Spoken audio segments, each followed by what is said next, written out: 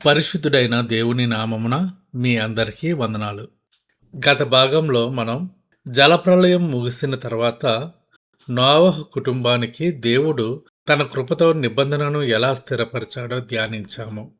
దేవుడు తనంతట తానుగా మానవునితో ఒక పవిత్రమైన ఒప్పందంలోకి ప్రవేశించడం అనేది సృష్టికర్తకు సృష్టి పట్ల ఉన్న అపారమైన ప్రేమకు నిదర్శనం.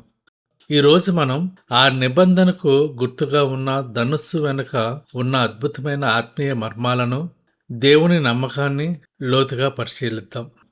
ప్రియమైన సహోదరి సహోదరులారా, మానవ జీవితం తరచుగా అనేక మేఘాలతో కప్పబడి ఉంటుంది.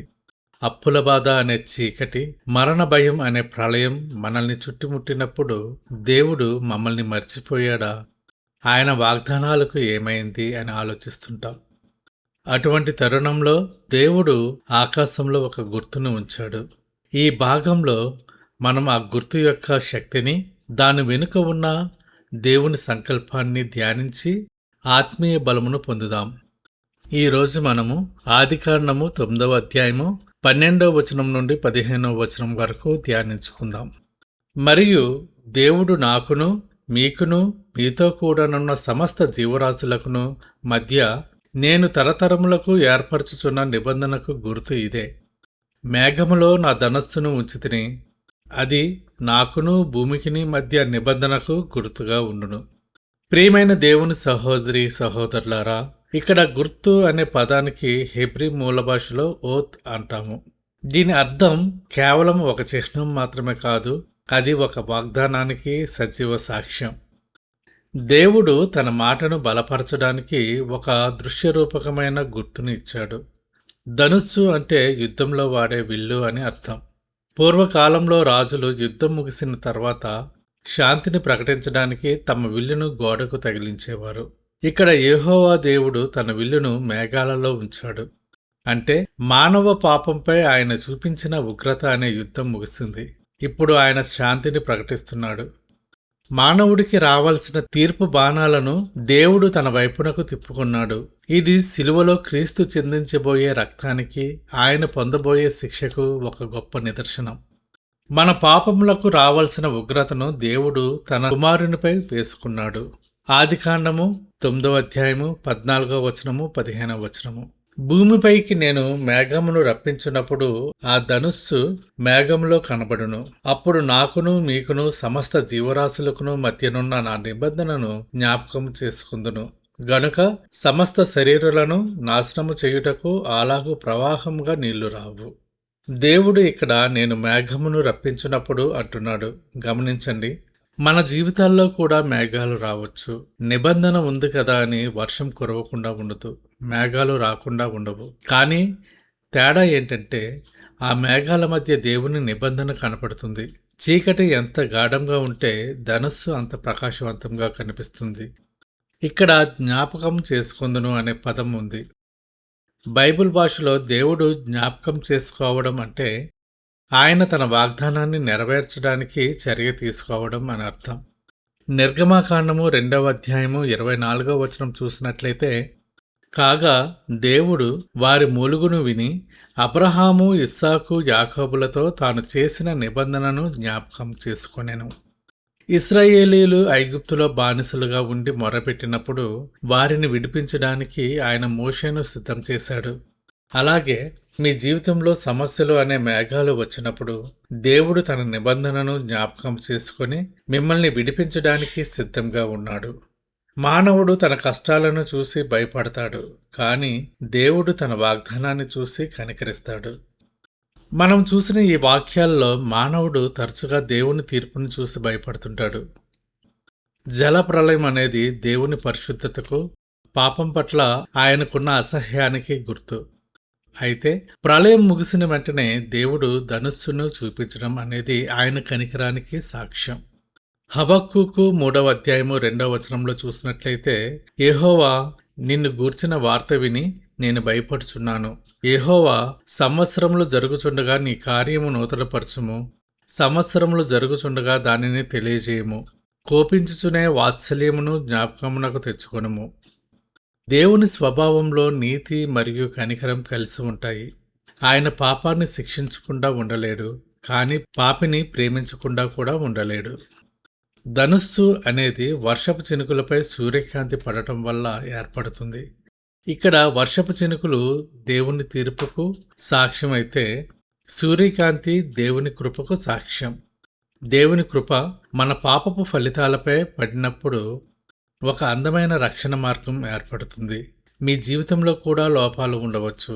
మీరు చేసిన పొరపాట్ల వల్ల మేఘాలు కమ్ముకొని ఉండవచ్చు.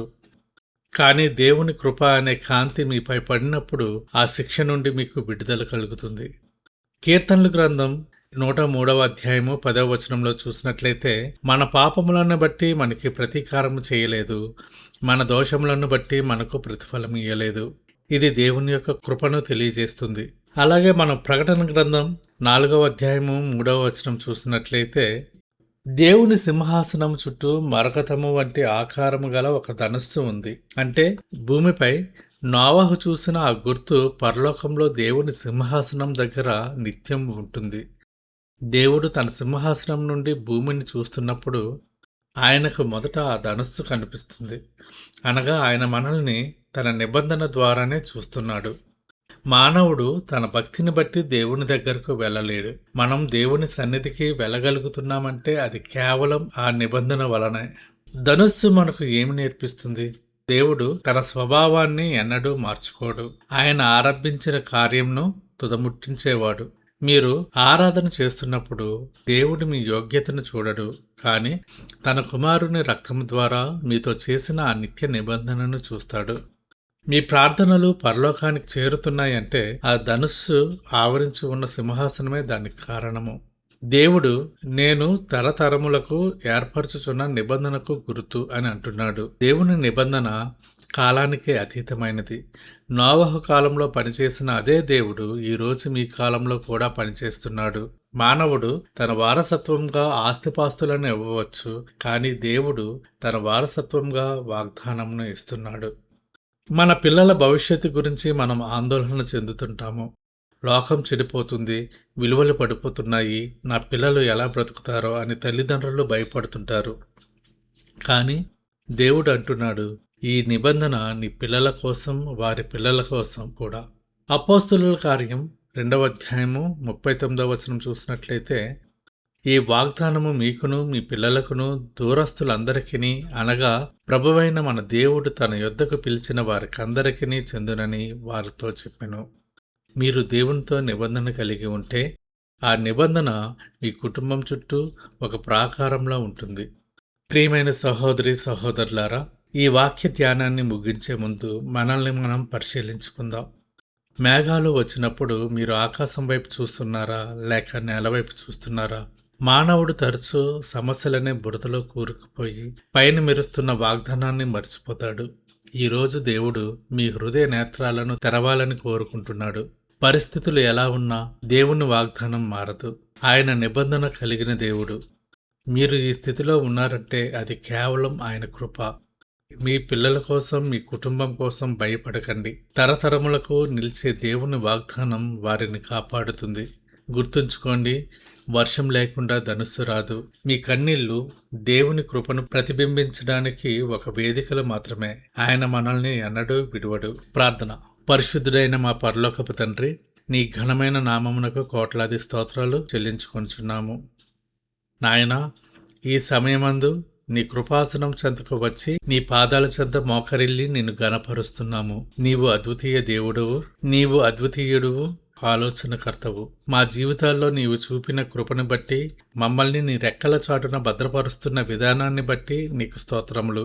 సర్వశక్తిమంతుడు అయిన దేవా, నీ పరిశుద్ధతను బట్టి నిన్ను ఆరాధిస్తున్నాము. నీకు అసాధ్యమైనది ఏదీ లేదు. మమ్మల్ని మట్టి నుండి సృష్టించి నీ జీవవాయువును మాలో ఊది మమ్మల్ని నీ బిడ్డలుగా పిలుచుకుంటున్నా నీ అపరిమితమైన ప్రేమకు వందనాలు. నీవు నమ్మదగిన వాడువు, యుగయుగములు ఏకరీతిగా ఉన్నవాడువు. కృపామయుడు అయిన దేవా, ఈ సమయమందు మా హృదయాలను నీ సన్నిధిలో కుమరిస్తున్నాము. మా తలంపుల ద్వారా, మా మాటల ద్వారా, మా క్రియల ద్వారా, మా మాటల ద్వారా నీకు విరోధంగా మేము చేసిన ప్రతి పాపమును క్షమించమని వేడుకుంటున్నాము. మా హృదయాలను నీ పరిశుద్ధ రక్తంతో కడగండి. మాలో ఏవైనా అపవిత్ర ఆలోచనలు గాని, ఇతరుల పట్ల ద్వేషము గాని ఉంటే వాటన్నిటినీ తొలగించండి. మమ్మల్ని హిమము కంటే తెల్లగా శుద్ధీకరించండి. నీ మహిమ కొరకు మమ్మల్ని వాడుకోమని వేడుకుంటున్నాము. ప్రభువా, మా వ్యక్తిగత జీవితాల్లో ఉన్న ప్రతి లోటును నీవు ఎరిగిన వాడవు. మా ఆర్థిక ఇబ్బందులను, ఆరోగ్య సమస్యలను నీ పాదాల చెంత పెడుతున్నాము. మాకు కావలసిన జ్ఞానమును, వివేకమును ప్రసాదించండి. ముఖ్యంగా మా ఆత్మీయ జీవితంలో ఎదుగుటకు సహాయం చేయండి. అప్పుల బాధల నుండి, అనారోగ్యాల నుండి మాకు విడుదల దయచేయండి. ప్రతి అడుగులో నీ నడిపింపును కోరుకుంటున్నాము. మా పనులు సఫలం చేసి నీ మహిమ మాలో కనబరచండి. నాయనా, మా కుటుంబాలను నీకు అప్పగిస్తున్నాము. మా ఇళ్లలో నీ శాంతిని, సమాధానాన్ని నింపండి. కుటుంబ సభ్యుల మధ్య ఎటువంటి విభేదాలు లేకుండా అందరూ ఒకే మనస్సుతో, ప్రేమతో మెలిగేలా చేయండి. మా బంధువులను, స్నేహితులను కూడా దీవించండి. వారి అవసరాలను తీర్చండి. ఎవరైతే రక్షణ లేకుండా ఉన్నారో వారందరికీ నీ రక్షణ భాగ్యాన్ని ప్రసాదించండి. మా సంతానమును నీ భయభక్తులలో పెరిగేలా దీవించండి. ఆకలితో ఉన్నవారికి ఆహారమును, ఇల్లు లేని వారికి ఆశ్రయమును దయచేయండి. అనారోగ్యంతో ఆసుపత్రుల్లో ఉన్నవారిని ముట్టి స్వస్థపరచండి. కన్నీటిలో ఉన్నవారికి నీవే ఓదార్పుగా ఉండమని యేసు నామంలో అడుగుచున్నాము తండ్రి. ఆమేన్.